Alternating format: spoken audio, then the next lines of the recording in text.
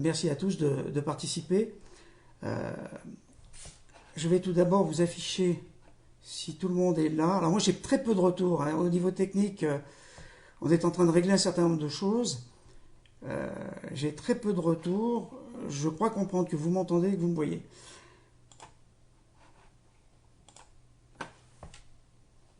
Donc je vais vous parler du programme de ce live. Nous allons aborder dans un premier temps les risques du trading. Nous allons ensuite essayer d'expliquer comment faire de grosses performances en trading. Je vous présenterai aussi les outils de Crescendo Forex, tout ça très brièvement. Et nous passerons ensuite à l'analyse des trades et des marchés.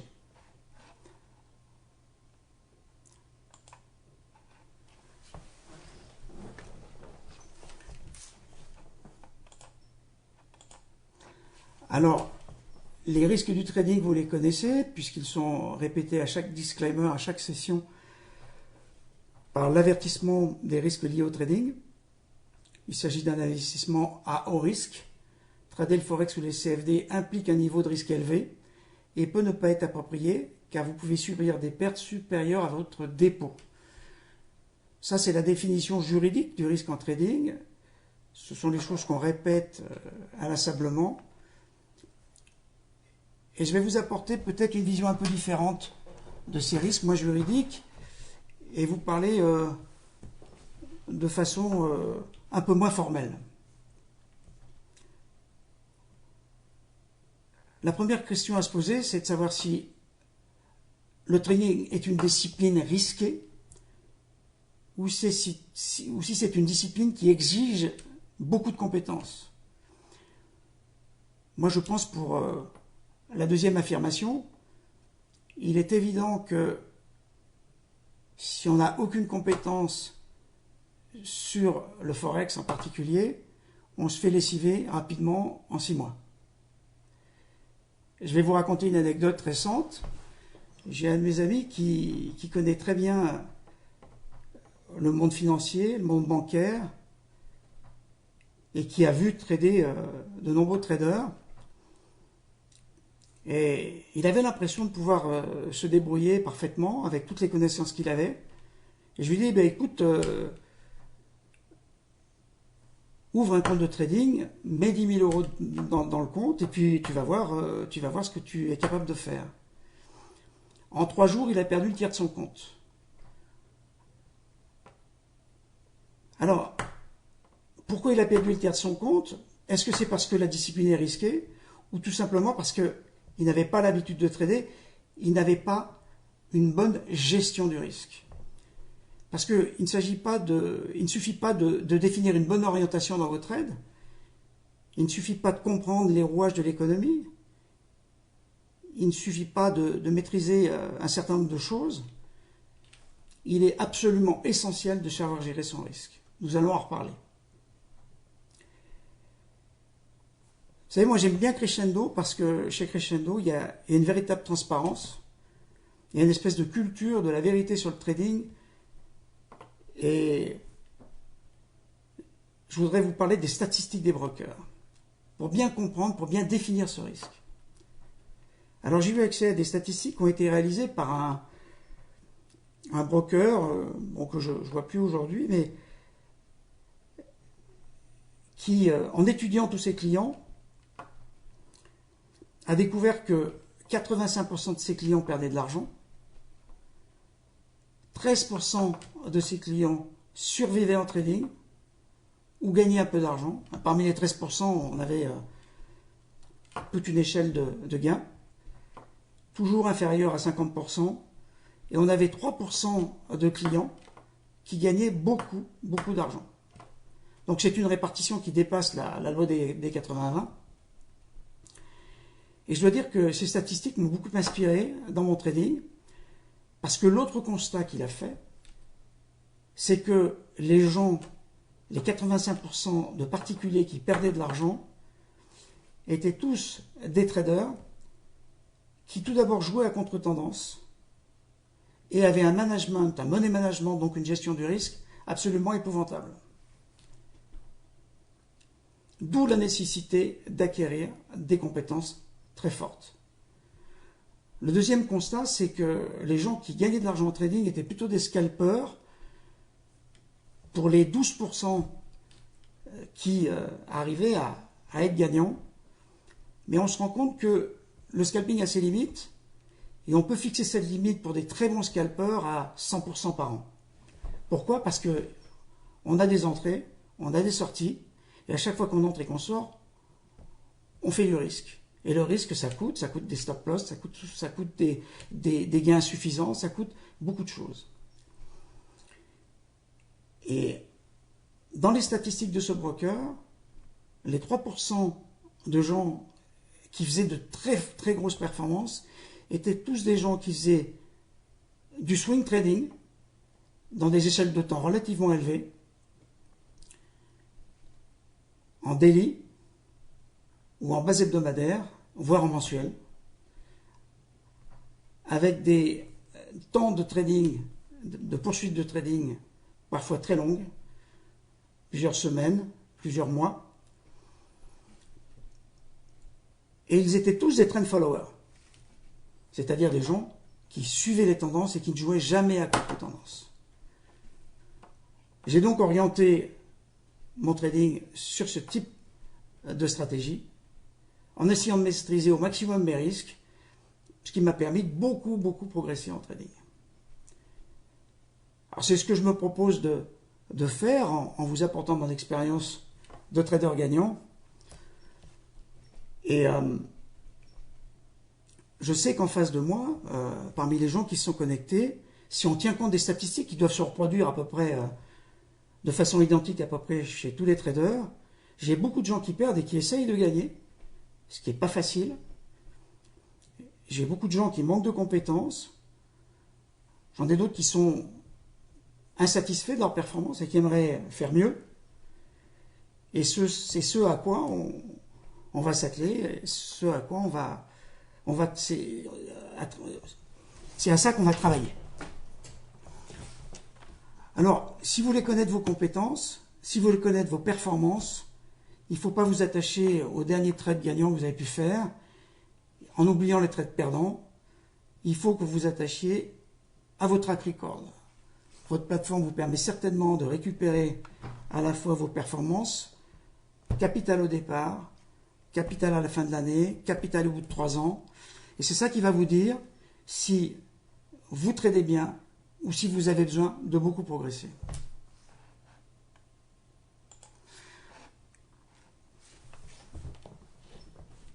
Alors, comment faire de grosses performances en trading? Eh bien, la méthode que nous trouvons pour aider les traders qui ont du mal à faire de la performance, c'est quelque part, de vous mettre dans la peau d'un trader gagnant, c'est-à-dire de faire en sorte que vous puissiez assister à ces trades, vous puissiez avoir en direct ou en différé un commentaire sur la réflexion du trader, c'est-à-dire ce qu'il a pensé, les nouvelles qu'il a reçues, qu'il a pu compiler, intégrer, pourquoi il a pris telle ou telle décision d'entrée, pourquoi il a défini un stop à telle distance, pourquoi il a utilisé tel volume en entrée, etc., etc. Et c'est la meilleure façon d'apprendre le trading, à mon avis. Il va y avoir une transparence totale parce que vous allez voir des trades gagnants, mais vous allez voir des trades perdants. Vous savez, on a l'habitude de voir sur Internet des gens qui vous montrent tous leurs trades gagnants. On ne sait d'ailleurs pas s'ils gagnent en trading, mais ils vous montrent que des trades gagnants. Or, vous savez que ça n'existe pas. Je vais même aller plus loin. Moi, j'ai des track records relativement hors normes, mais je crois que j'ai plus de trades en perte que de trades en gain. Si vous regardez mes track records, vous verrez que l'année 2015 a été faite de beaucoup de petites trades perdants et que sur 3 ou 4 trades dans l'année, j'ai fait l'ensemble des profits de la performance de l'année. Alors c'est mon mode de trading. Vous avez des gens comme les scalpers qui fonctionnent autrement, qui font beaucoup de trades gagnants et qui ensuite essayent de gérer les pertes. Ce sont des tradings complètement différents. On n'est pas dans la même unité de temps. Et pour ce type de trading, Vous avez également un live qui va être créé par Crescendo et qui sera animé par Tarek El-Mari et Nabil Berwag. Alors qu'est-ce qui fait que vous allez pouvoir faire des performances? Tout d'abord, une excellente formation. Il faut apprendre le chartisme, il faut bien comprendre comment évoluent les prix, quelles sont les formations de prix qui génèrent des impulsions à la hausse ou à la baisse. Il faut comprendre aussi les fondamentaux, parce que les fondamentaux dans le swing trading sont essentiels pour guider l'évolution des prix. Il va falloir que vous observiez, beaucoup plus que vous ne le faites parfois, faire en sorte que chaque particularité graphique, chaque nouvelle, chaque statistique, chaque discours puisse faire partie des choses, de l'ensemble des éléments que vous allez intégrer pour en déduire un certain nombre d'actions. Je vais vous dire 2 mots de l'intuition et de la connexion au marché. Vous savez qu'on a deux formes de réflexion, 2 formes d'intelligence. On a le conscient qui consiste à récupérer de l'information et à l'analyser froidement, à la corticaliser. Et puis on a tout ce qu'observe notre cerveau de façon inconsciente. Et le cerveau lui-même est capable, au cours de ces observations multiples, et parfois beaucoup plus riches que celles qu'on a avec la simple information pensée,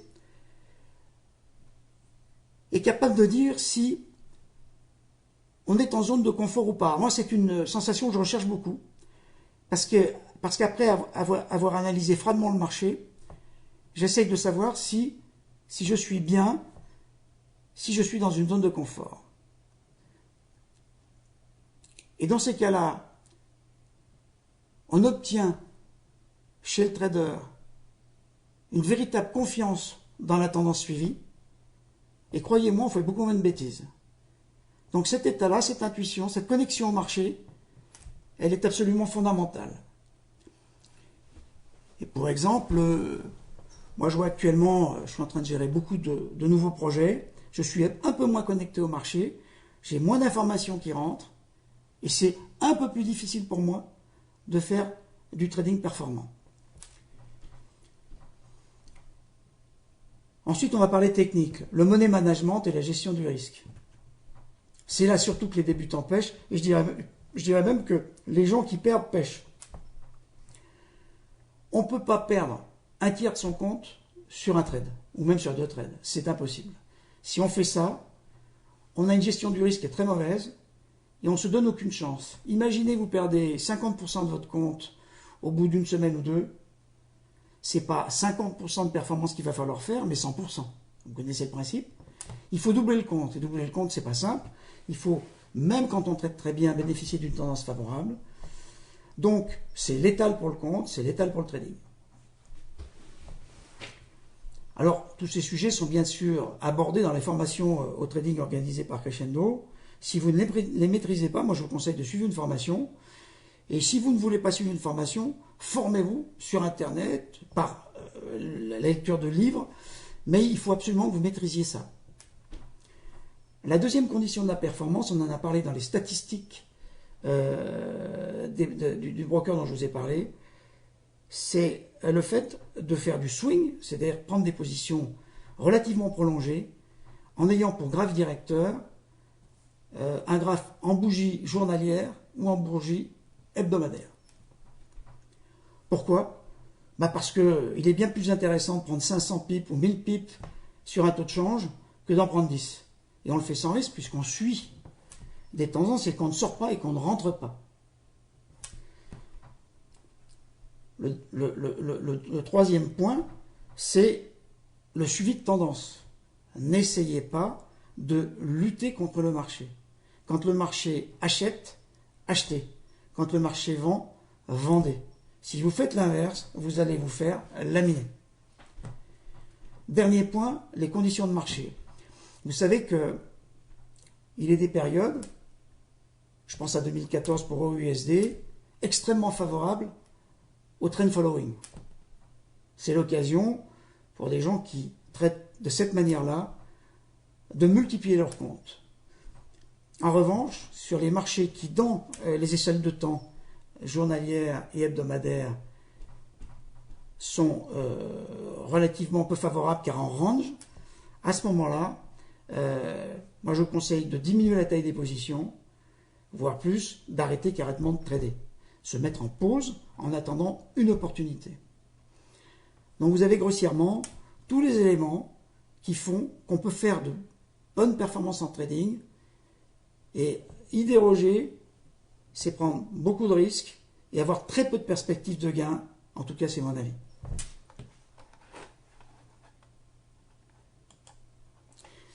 Je vous dis quelques mots avant d'aborder l'étude du marché et les trades de la semaine. Quelques mots des outils de Crescendo Forex. Vous avez donc le live auquel vous participez. Ce live, attendez, je vérifie une petite chose, un détail technique. Donc a priori c'est bon. Voilà. Donc ce live, vous êtes en train d'y participer. On est en train de le peaufiner, de le mettre au point techniquement, de façon à ce que nous puissions accueillir un maximum de personnes. Là, j'ai l'impression que les serveurs ont été un peu débordés, et j'en suis désolé, et je m'en excuse. Le deuxième outil, c'est le file Analyse Forex. Alors, ce file, c'est tout simplement la reprise du blog que je tiens depuis maintenant 7 ans, Future Trading, dans lequel j'intervenais sous le pseudonyme de Jean-Christophe Bataille. Et le principe est exactement le même. C'est-à-dire que on va avoir, je vais écrire, ou Tarek ou Nabil vont écrire des articles avec une certaine fréquence. Ça peut être hebdomadaire, ça peut être un peu moins, ça peut être un peu plus. Et ces articles auront trait à différents sujets qui concernent le trading, l'économie, les fondamentaux. Sous cet article, vous pouvez mettre tous les commentaires que vous voulez. C'est un outil d'échange entre les traders et les gens de Crescendo Live. C'est-à-dire qu'en fait, vous pouvez parler de placement, vous pouvez parler de la politique des banques centrales, vous pouvez parler d'évolution économique, même parfois de sujets qui sont politiques mais qui ont trait à l'évolution des supports financiers. Et puis bien sûr, vous pouvez parler de trading. C'est un lieu d'échange, c'est aussi un lieu de partage, c'est un lieu d'entraide.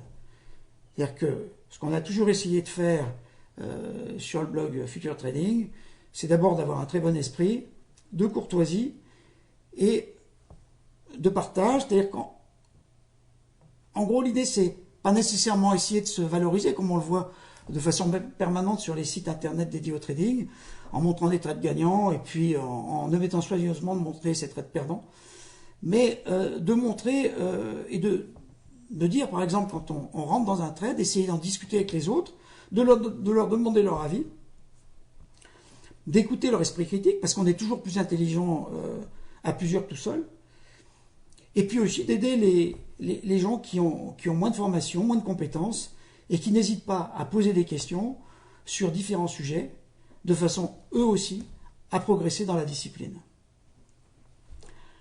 Il faut faire preuve d'une vraie transparence sur tous les sujets, parce que dès qu'on commence à raconter n'importe quoi, à mettre des trades bidons et des choses comme ça, on ne sert pas la communauté, au contraire, on frustre les gens.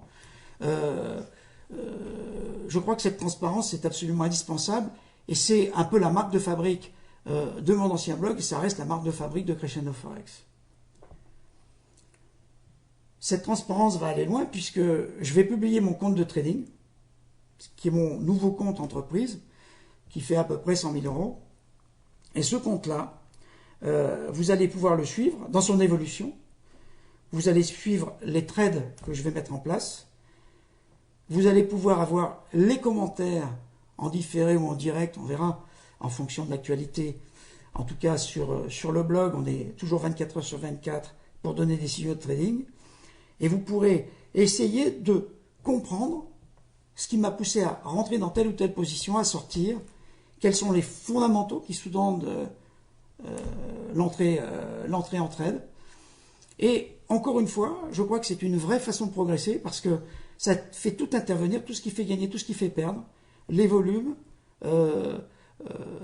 la distance des stops, la distance des take profit, l'évolution aussi de ces bornes-là, parce qu'elles peuvent devenir changeantes en fonction de l'évolution des choses. On n'est pas en day trading, mais on est en swing.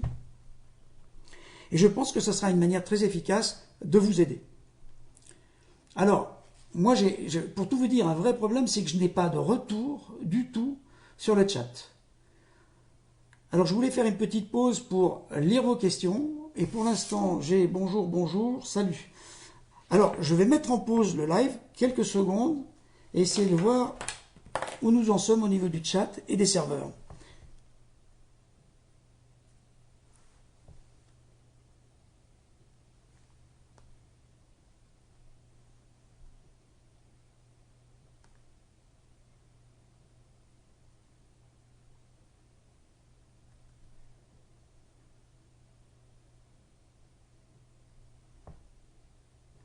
Je vous demande une seconde.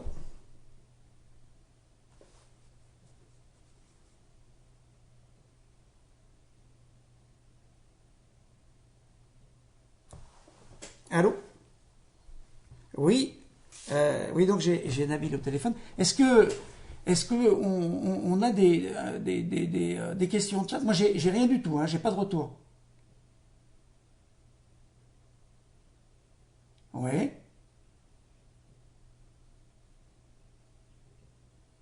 oui, oui.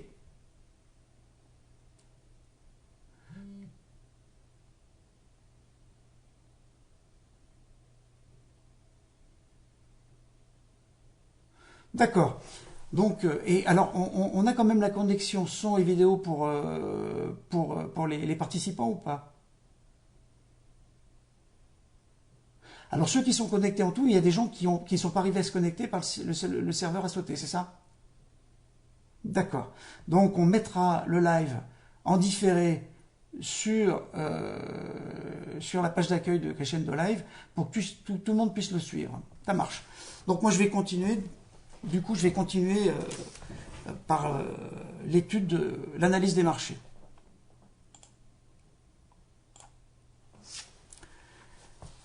Alors, l'analyse des marchés, on va tout de suite faire apparaître MT4. Donc MT4, c'est la plateforme de trading que j'utilise. Et je vais tout d'abord vous montrer, je pense qu'on va montrer deux choses. On va montrer Euro-USD, qui est une paire sur laquelle j'ai tradé la semaine dernière, et je vais vous montrer le pétrole. Euro-USD, on va commencer à en parler en bougie mensuelle. Vous avez ici un graphe de l'évolution du taux de change Euro-USD depuis 10 ans, pratiquement, avec ici, je sais pas, j'espère que vous voyez à l'écran les différentes chutes de la paire au fil du temps.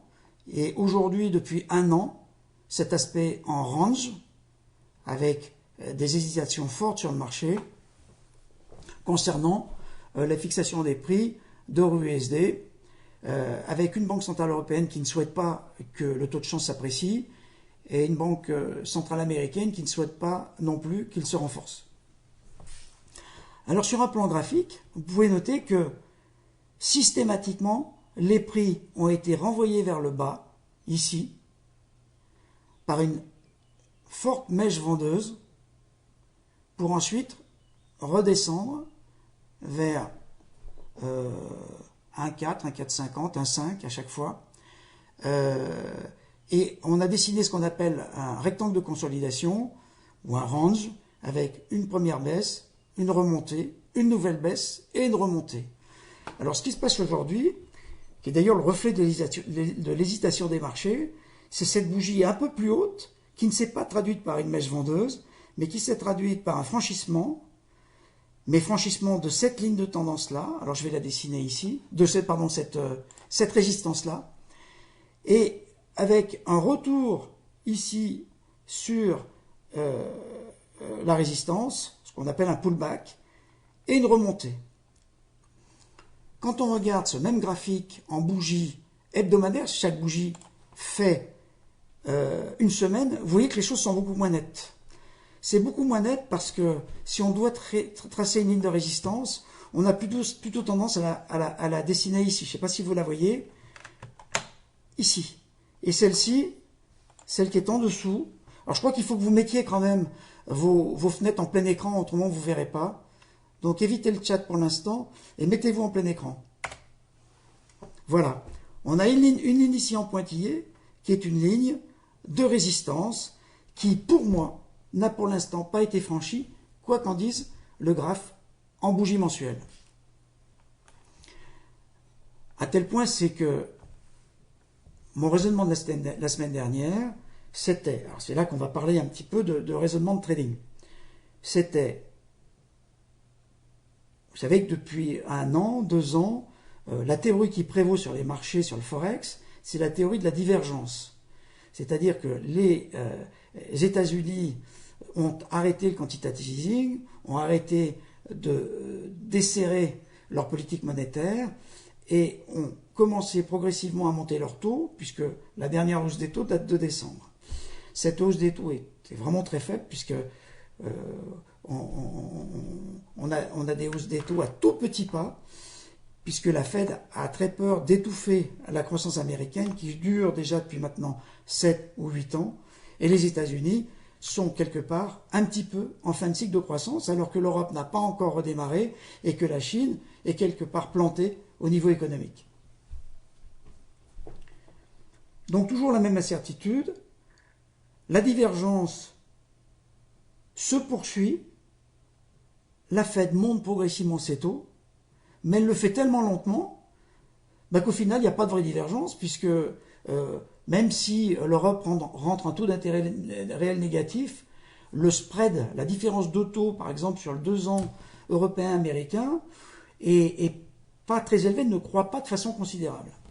Et c'est ce spread de taux qui guide le plus souvent le taux de change entre les monnaies.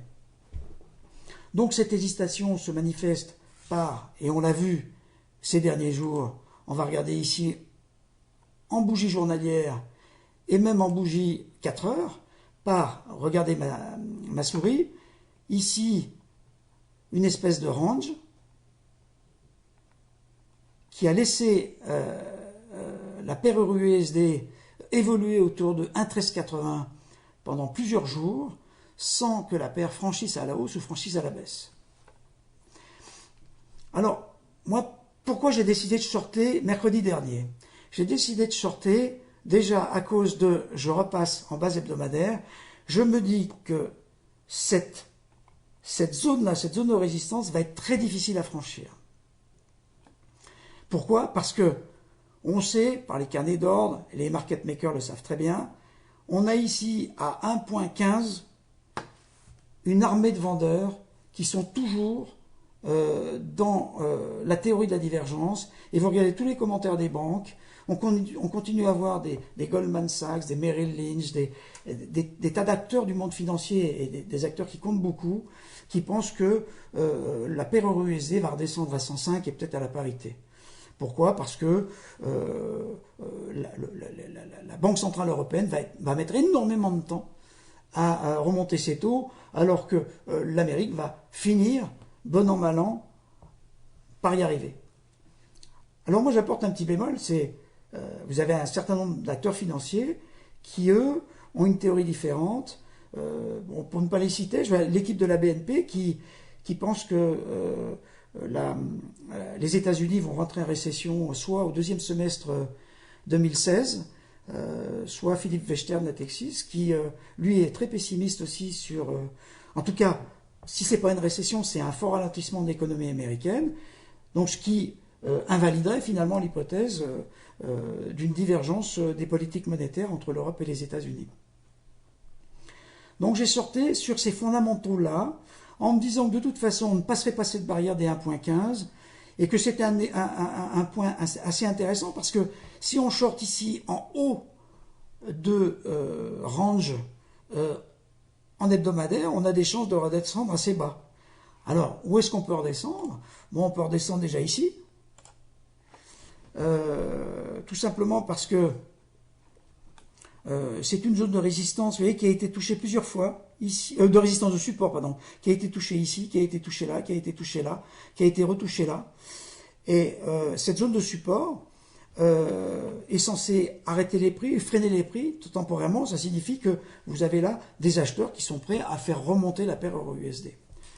On a une autre zone de support qui est plus basse, mais qui est également très nette quand on analyse les graphes. Elle est ici. Elle est à 1,08, la précédente était à 1,010, et on a enfin une dernière zone de support qui est encore plus difficile à atteindre, mais qui devrait être extrêmement forte, c'est les 1,05. C'est alors là que, avec le future trading, nous avons terminé le grand short de l'année 2014 sur l'euro-dollar. Donc vous voyez que pour l'instant, on n'a pas de perspective de grands swings en base hebdomadaire, mais on a la possibilité d'envisager un swing, ici de presque 400 pips, ici on aurait, c'est un 8, oui alors j'ai mal figuré, mais on a l'impression qu'on pourrait faire 13, oui, 500 pips, alors je vois pas pourquoi il y a 400 ici, non, pas de là, on aurait 400 pips, on aurait 300 pips ici, 500 pips ici, et là, on irait à 1000 pips facilement, même plus de 1000 pips, si on va au bas du range. Donc, ça vaut le coup de tenter quelque chose. Et pourquoi j'ai tenté quelque chose, je vais vous l'expliquer. Tout d'abord, parce que vous avez ici une oblique, une première oblique d'ascension du cross euro-USD, qui n'était pas très pentue. Et là, vous avez une deuxième oblique, qui a accompagné l'accélération de la hausse de la paire, l'accélération du momentum. Et vous pouvez être à peu près sûr, puisqu'il y a beaucoup de chartistes parmi les traders, que cette oblique est défendue par des acheteurs. Quand vous avez une oblique comme ça, il ne faut jamais croire que vous allez la passer facilement. Il y a des acheteurs pour la défendre. Or, cette oblique, si on la figure en H4, et vous allez voir qu'on n'obtient pas toujours les mêmes dessins quand on descend d'une échelle de temps. C'est ici.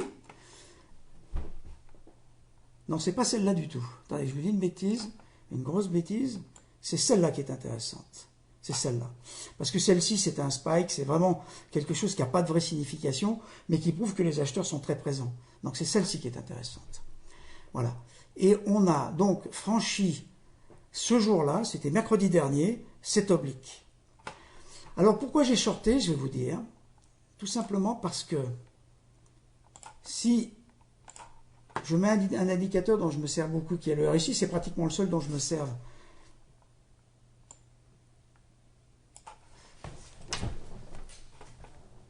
Dans le trading, vous avez ici une hausse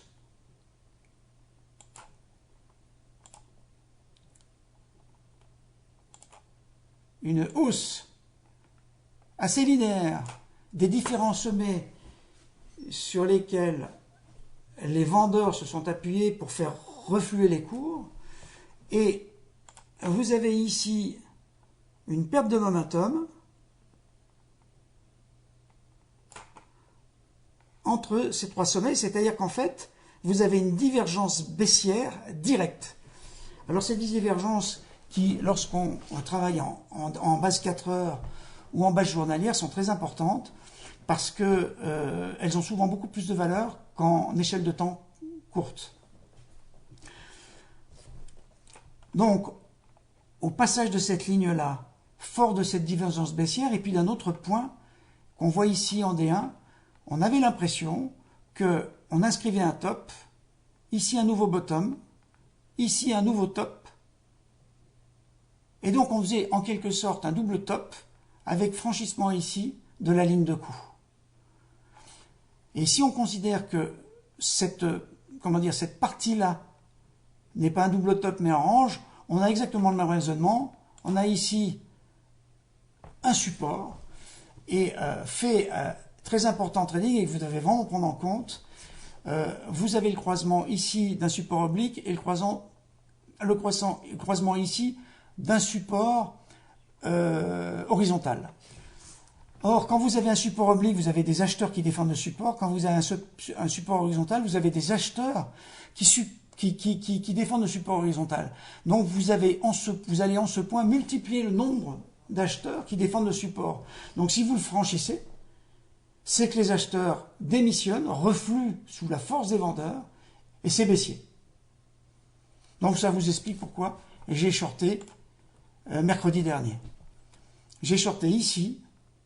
Alors j'avais d'ailleurs, j'ai pas le fichier là, mais il est dans la liste Forex puisque j'ai tradé en direct et j'ai photographié une image écran au moment où je suis rentré en position. Je vous laisse le soin de le regarder.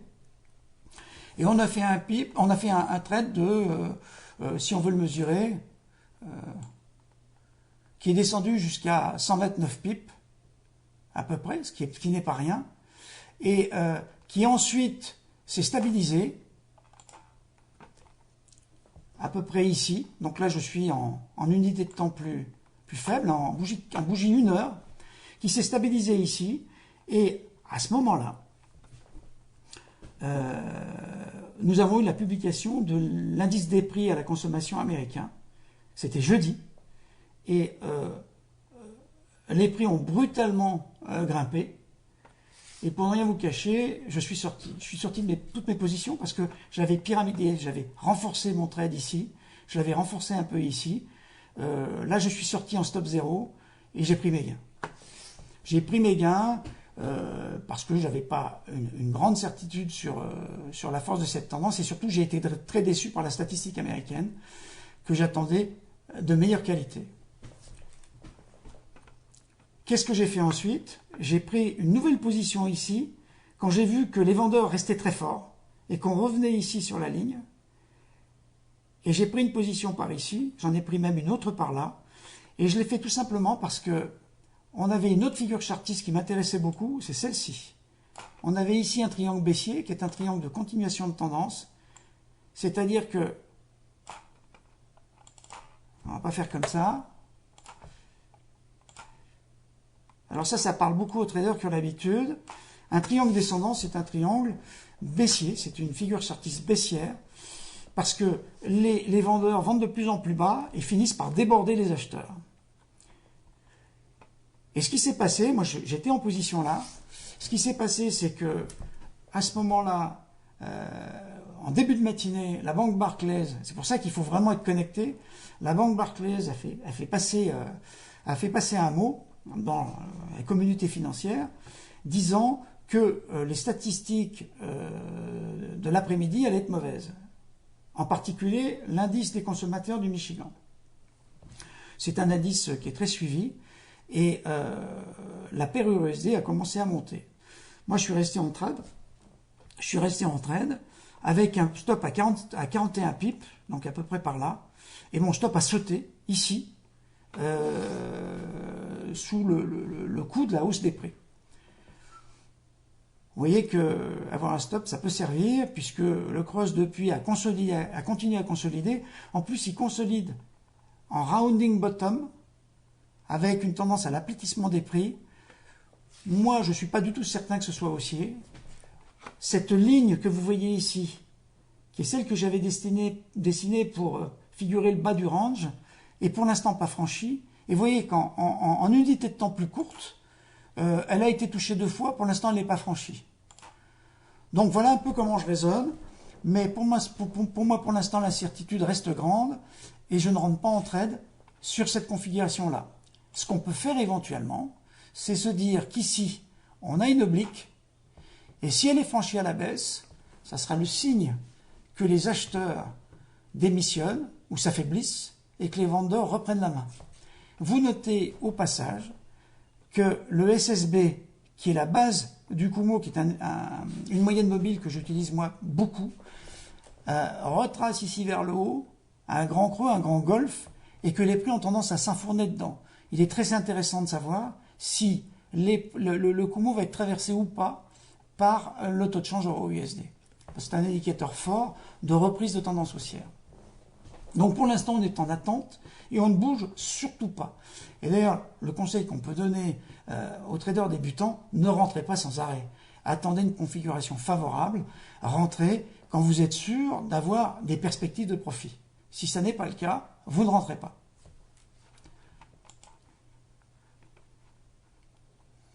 Donc voilà ce que j'avais à dire sur euro-USD. Je ne pense pas qu'on ait à dire grand-chose, si ce n'est que finalement, moi je reste relativement baissier du fait de ce qu'on observe ici en base hebdomadaire.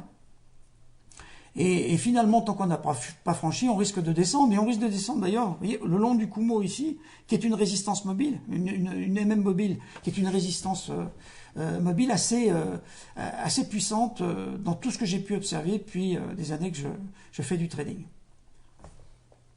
On note d'ailleurs que si on part ici à 45 degrés, on a ici le croisement de plusieurs supports. On a cette résistance du Kumo, mais on a la résistance horizontale qu'on a déjà mentionnée tout à l'heure. On a cette résistance oblique, et ça, je peux vous dire que si on descend, ça va pas être facile à franchir, et ce sera à mon avis l'occasion de prendre des bénéfices sur la position. Alors, est-ce que le chat remarche? Est-ce qu'il y a des questions sur EURUSD? Allô, allô? Est-ce qu'il y a des questions? Est-ce que sur le chat, il y a des questions? Moi, j'ai pas accès au stade du tout. Alors, je peux laisser un peu de temps d'ailleurs pour les questions sur EURUSD.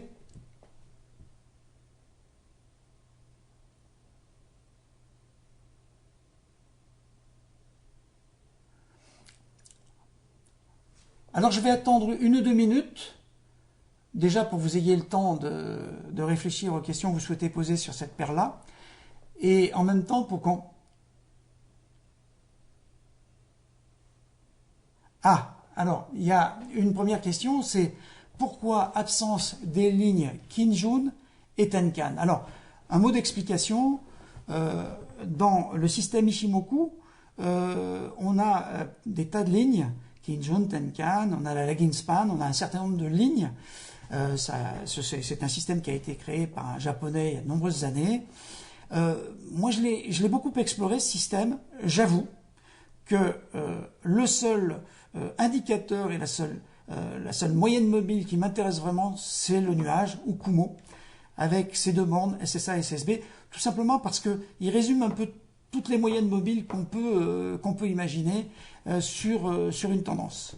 Donc moi j'aime bien l'utiliser et je n'utilise pas les autres. Mais je sais que de nombreux traders les utilisent, parfois avec succès. Moi je n'ai jamais trouvé mon compte. J'ai toujours trouvé qu'elles étaient un peu en retard par rapport au prix, comme beaucoup d'indicateurs en fait qui sont sur le marché. Et pour aller un peu plus loin sur ce sujet-là, je ne me sers pratiquement d'aucun indicateur au sens classique du terme, mis à part le RSI. Donc je vous laisse encore le temps de poser des questions. Ça me permet de me reposer un petit peu également.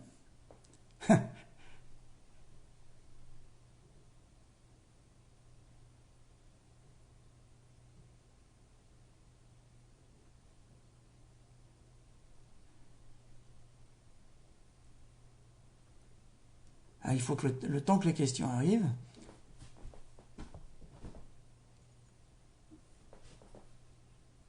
Oui, une question sur le yen, d'accord.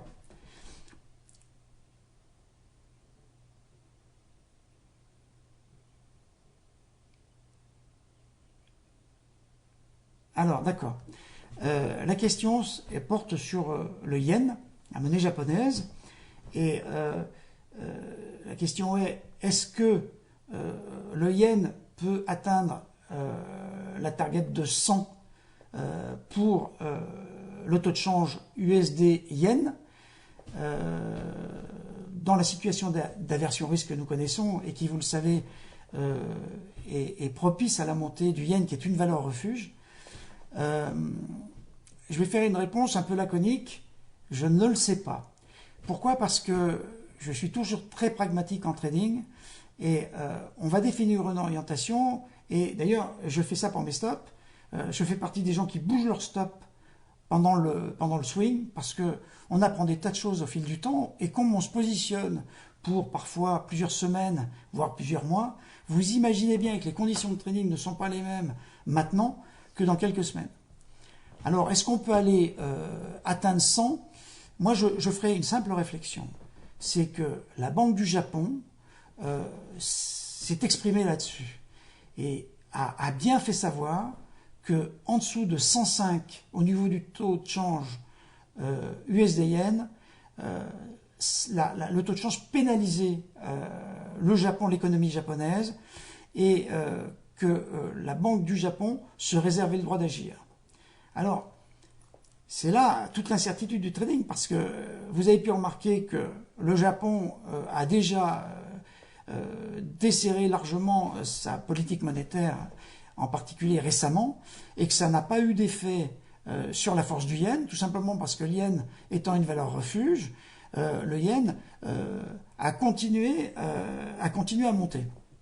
Alors tout dépend aussi des méthodes qui vont être employées. Vous savez que actuellement le truc à la mode, c'est l'hélicoptère monnaie qui avait été proposé par Ben Bernanke lors de la crise de 2008, qui a été reproposé par Praet, un des gouverneurs de la Banque Centrale Européenne, et qui a dit tout simplement, puisque acheter des obligations sur le marché secondaire ne suffit pas à créer de la liquidité et à augmenter la liquidité et relancer l'économie par le crédit, on va tout simplement donner à chaque citoyen une somme qui va être créée de novo, c'est-à-dire qu'on est quand même dans un mécanisme de fausse monnaie, mais bon, certaines banques centrales y songent, pour créer de la consommation, augmenter la demande de biens et de services, et donc faire monter les prix. Donc créer de l'inflation, et vous savez que l'inflation est aujourd'hui recherchée par toutes les banques centrales, parce que la plupart des pays sont endettés, et que s'il n'y a pas d'inflation, il n'y a pas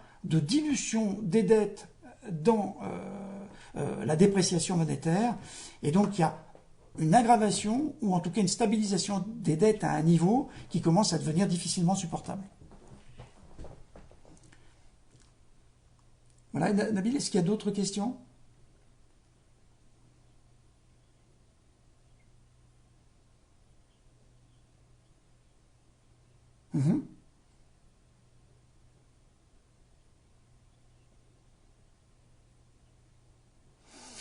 Alors, je vais parler du pétrole parce que je suis en trade sur le pétrole. Alors, je voulais en parler après. Si vous voulez, je vais aborder ça tout de suite après. Je la garde à l'esprit. Je la garde à l'esprit. J'attends d'autres questions sur d'autres choses. Et je réponds après.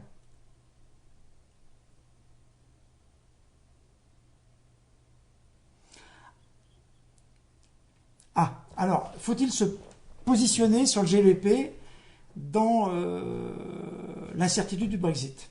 Alors ça, c'est quelque chose que je ne vais pas du tout t'aider parce que je suis hors GBP, complètement hors GBP. Vous savez que le plus beau trade qu'on ait fait cette année avec le bloc futur, c'était en début d'année, en janvier, sur GBP Yen. On l'a fait sur la foi de ça. De cette ligne de tendance-là,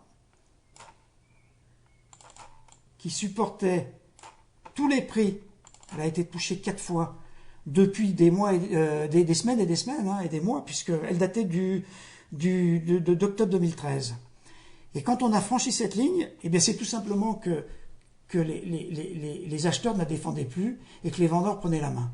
Notez d'ailleurs qu'on a franchi à ce moment-là le Kumo dans cette échelle de temps.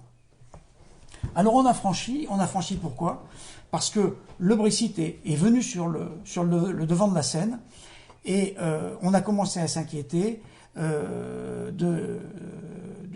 taux de change GBP-USD et GBP par rapport à toutes les autres monnaies et aussi de l'avenir de l'économie de la Grande-Bretagne. On a fait une descente qui était très rapide, ici, parce que personne venait la contester. Le taux de change a beaucoup baissé, et puis là, comme toujours, est arrivé un support relativement important. Ce support a joué son rôle.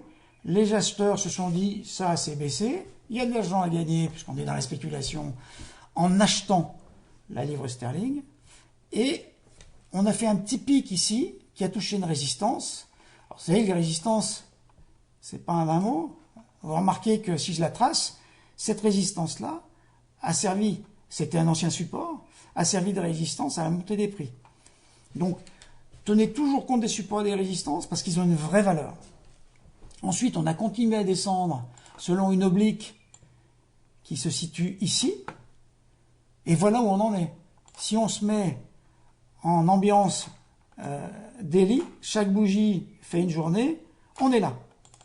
Bon, moi sur le plan graphique, on a fait une espèce de double bottom ici, on est en train de remonter. Est-ce que le cross GBP Yen va repasser cette oblique de tendance? Je n'en sais rien. Je pense qu'on peut éventuellement la jouer. Si on rebondit, si on redescend, si vous voulez, si on bute sur cette... pourquoi pas shorter, mais avec toutes les précautions d'usage et en faisant très très attention. Et si on passe au-dessus, pourquoi pas essayer de jouer un franchissement à la hausse. Moi, mon opinion, c'est que pendant toute cette période-là du début, on avait une certitude de progression de la tendance à peu de risques. D'ailleurs, vous voyez que la volatilité était très faible. Là, aujourd'hui, les choses deviennent beaucoup plus compliquées. Pourquoi? Parce qu'on a tellement baissé que le Brexit est quand même déjà en partie dans les prix et qu'au gré des décisions politiques des uns et des autres, on va monter ou on va descendre. Et au gré également des sondages que font régulièrement les médias anglais. Donc, rentrer sur Euro-USD aujourd'hui, c'est pas du tout avoir la certitude d'une tendance qui sera, en tout cas en daily ou weekly, certaine, très fiable. On risque d'être pris à revers en permanence. Moi, j'ai tendance à dire, aujourd'hui éviter, c'est en janvier qu'il fallait le faire.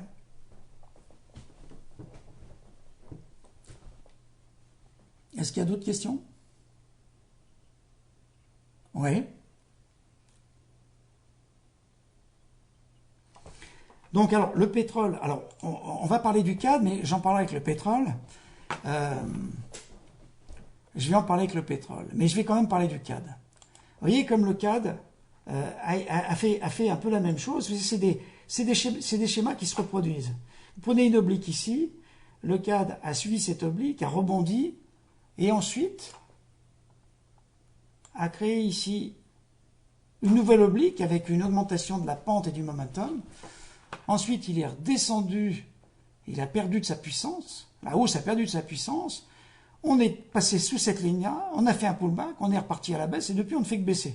Il y a eu un deuxième franchissement ici de cette deuxième oblique et surtout du Kumo ici en D1. Donc, moi, mon opinion, c'est qu'aujourd'hui, USD CAD, graphiquement, est complètement baissier. Alors, il est baissier pour des raisons qui tiennent effectivement à la reprise du prix du pétrole, mais pas seulement.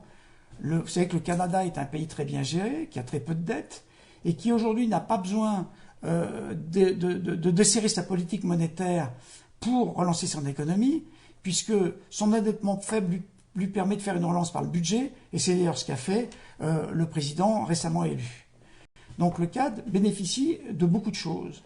Si ce n'est que si le pétrole revient à baisser, le CAD, qui est quand même corrélé en grande partie au pétrole, remontera. Mais vous remarquez quand même que le CAD n'a pas attendu la hausse du pétrole pour franchir ces lignes d'ascension. Alors après, je vous parlais du pétrole et de l'évolution du pétrole, ça sera un petit peu plus clair. Est-ce qu'il y a d'autres questions?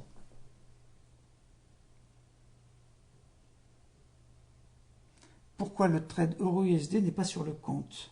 Parce que j'ai fermé mes positions. J'ai fermé mes positions. En fait, le premier trade, celui qui descend, ah oui, je vois ce que vous voulez dire. En fait, le trade descendant, short, le premier, a été fait sur mon ancien compte, celui que j'ai eu jusqu'à jeudi, ce qui était mon compte personnel que j'ai abandonné.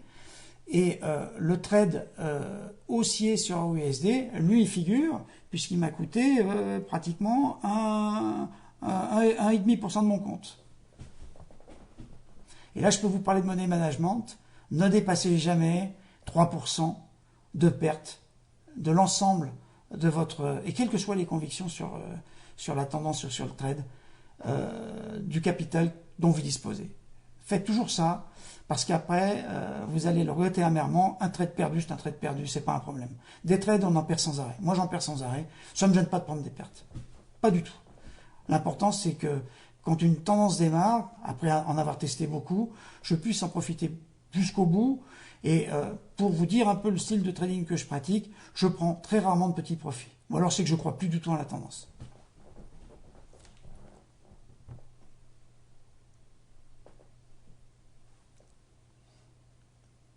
On va peut-être passer au pétrole. Alors le pétrole, vous allez voir typiquement un trade.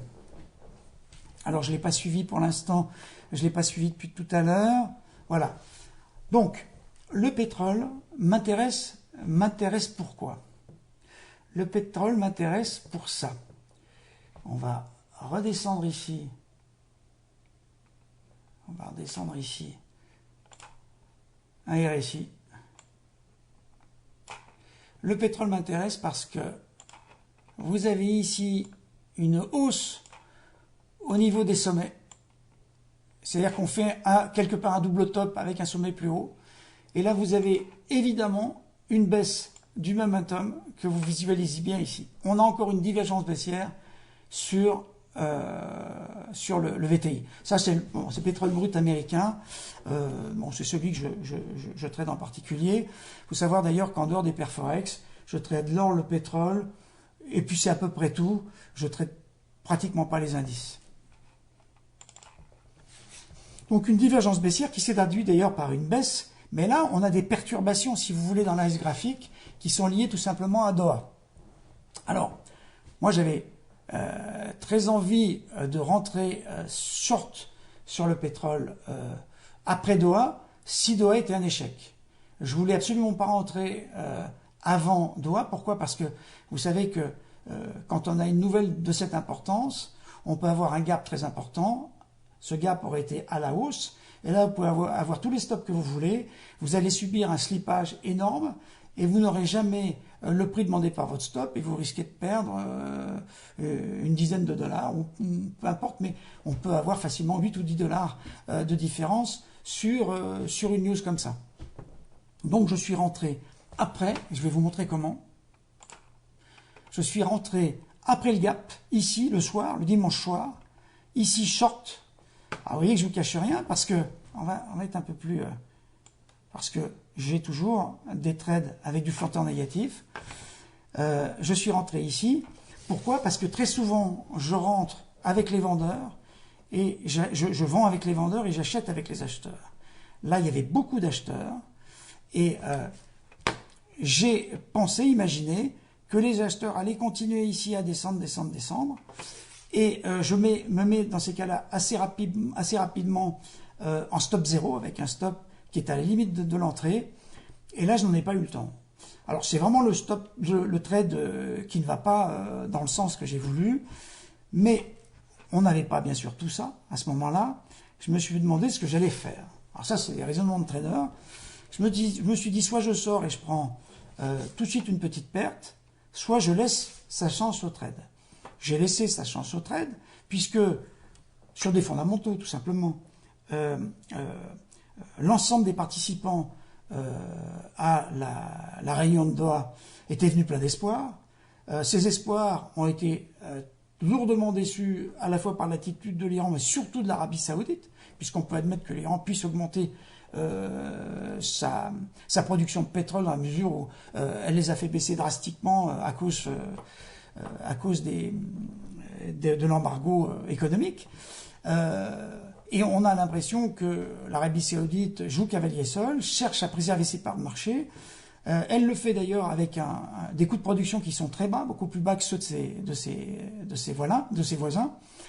Et moi, je suis à peu près certain, et je garde cette idée en tête, je suis à peu près certain que ces gens-là, fortement déçus, sont incapables aujourd'hui de faire un nouvel accord après Doha avant un bon moment, et qui vont augmenter leur production pour essayer de conserver des parts de marché et augmenter leur volume de vente pour récupérer tout simplement de l'argent frais. Donc moi je ne crois pas du tout à une hausse du pétrole actuellement. Alors ce qui s'est passé, il se passe plusieurs phénomènes que je vais vous montrer dans cette remontée des prix. Tout d'abord, vous avez ici, au cours de la baisse du pétrole, de gros investisseurs, de gros hedge funds, mais des gens qui gardent des positions lourdes et pendant longtemps, qui ont suivi la baisse du pétrole. Ils sont peut-être même pas sortis après cette remontée, ou alors ils sont sortis peut-être au moment du double bottom, ils sont peut-être repartis ici, peu importe. Parmi ces gens qui ont des positions lourdes et en volume, vous avez certainement des gens qui ne sont pas encore sortis et qui cherchent à sortir. Parce que communément, on admet que le pétrole va pas redescendre à 25 $. Et c'est d'ailleurs la deuxième raison qui fait que le pétrole va avoir du mal à vraiment baisser beaucoup, c'est que dans l'intelligentsia financière, souvent en relation avec des décideurs politiques, ou des décideurs monétaires d'ailleurs, on a souvent l'impression, et je pense que c'est une réalité, que ces gens-là fixent de façon un peu arbitraire les prix en jouant avec du volume sur ces prix pour les stabiliser à un niveau qui est plutôt favorable à l'économie. On s'est rendu compte qu'à 25 $, contrairement à ce qu'on pensait, l'économie ne profitait pas du pétrole bas, c'est-à-dire que les consommateurs effectivement faisaient moins de dépenses, mais qu'en réalité les pays producteurs voyaient leur budget très affecté, leur perspective de croissance très affectée, et au final ces gens-là qui consomment tous, qui créent de l'économie, créent de l'activité, avaient tendance au contraire à freiner l'économie. Donc ce n'était pas un très bon calcul, et le consensus aujourd'hui c'est de dire, dans l'intelligentsia économique, c'est de dire que 40 $, c'est le bon niveau. Alors vous savez que le bon niveau, c'est pas nécessairement le bon niveau qui correspond aux échanges commerciaux. On a aujourd'hui des volumes de trading qui sont réalisés par les spéculateurs qui sont 13 fois supérieurs à ceux réalisés par les commerciaux, c'est-à-dire ceux qui vendent et achètent du pétrole pour le raffiner, pour s'en servir et pour le vendre au client final. Donc vous imaginez le levier qu'ont ces gens, d'ailleurs c'est la même chose sur l'or, hein, c'est le même problème, et c'est ce qui crée d'ailleurs que ce trading est très difficile. Ce levier leur permet, s'ils interviennent avec un volume important, d'avoir des prix qui sont différents de ceux qui sont régis par l'offre et la demande. Alors ils le font en toute bonne foi parce que d'abord c'est plutôt un calcul qui correspond au bien de l'économie. Moi je ne suis pas du tout pour la théorie du complot.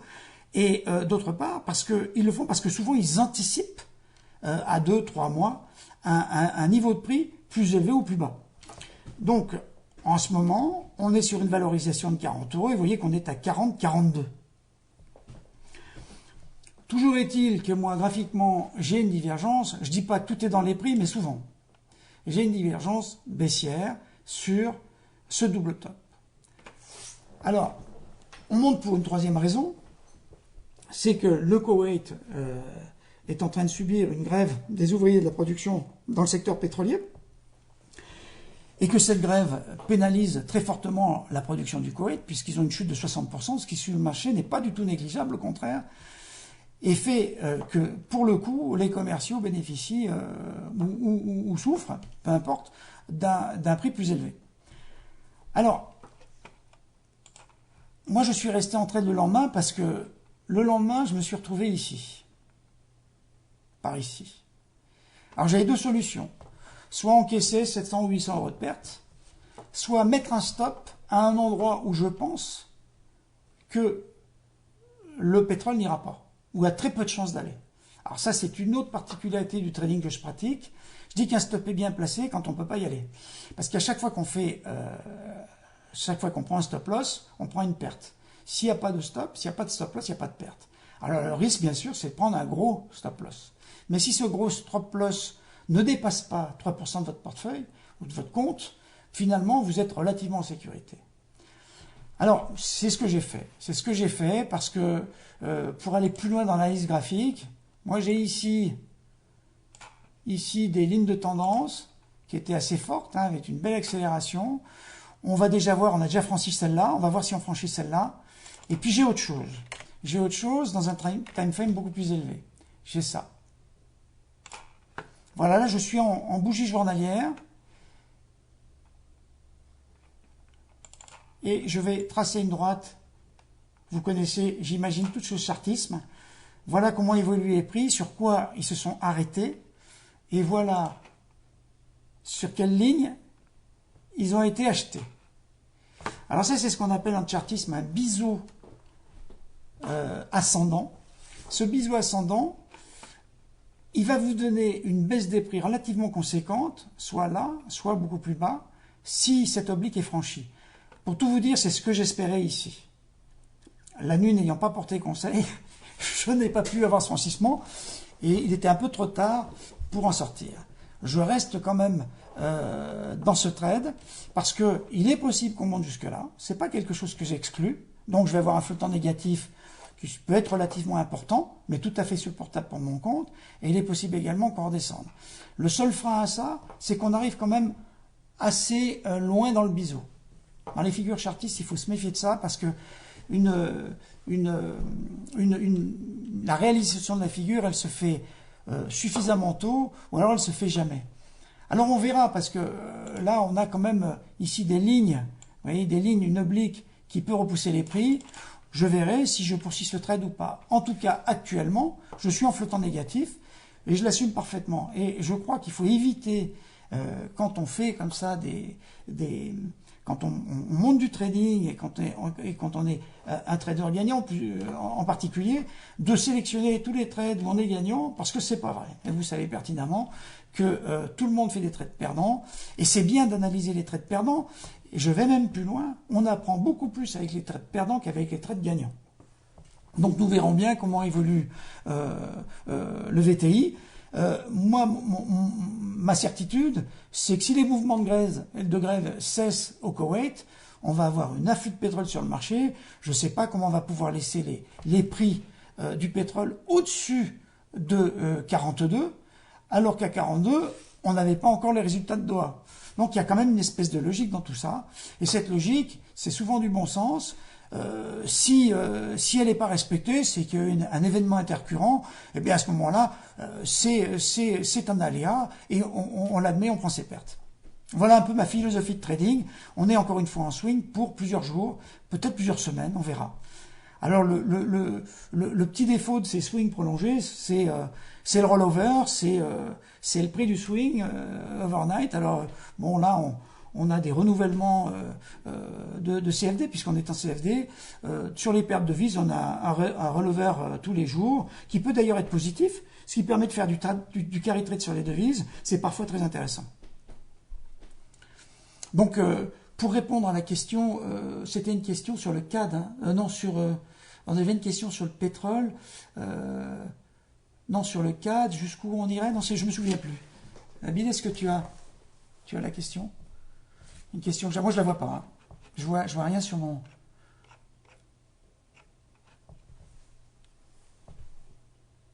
J'ai répondu à la question, d'accord.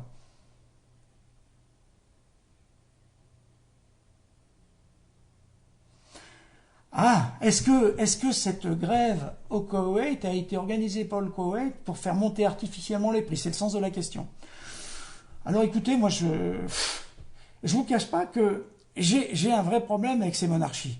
Parce que elles ne sont pas des démocraties. On a l'impression que les décisions sont prises par quelques personnes, et là tout est permis. Tout est permis, même ce qui s'est passé à Doha, parce que aucun des pays producteurs pétroliers n'a intérêt à ce que le pétrole baisse. Est-ce que c'est orchestré? Je ne saurais pas répondre, mais c'est tout en étant encore une fois pas du tout un tenant de la théorie du complot, mais parce qu'on en trouve toujours des complots. Mais c'est pas quelque chose qu'on peut considérer comme étant impossible. Mais à ce moment-là, comment s'arrange l'Arabie Saoudite et les autres pays pétroliers pour dédommager le Koweït? Je sais pas. Pourquoi pas? Pourquoi pas? J'ai pas d'avis tranché là-dessus.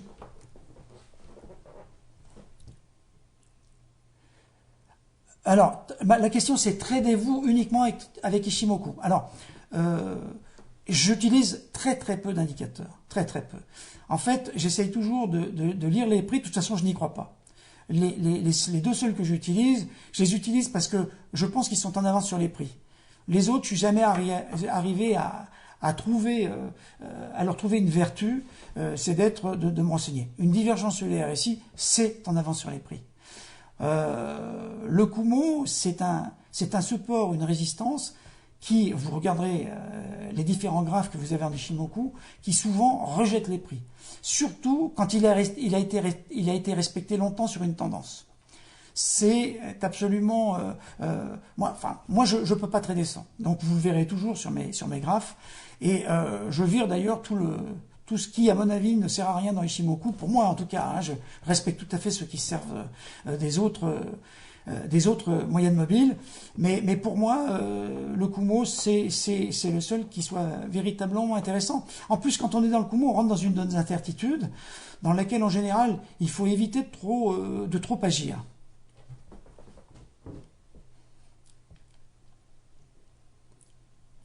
J'ai répondu, je crois. Non, Nabil? Ah, ça y est, j'ai accès enfin. Alors, c'est bizarre parce que ouais, j'ai accès au chat là maintenant.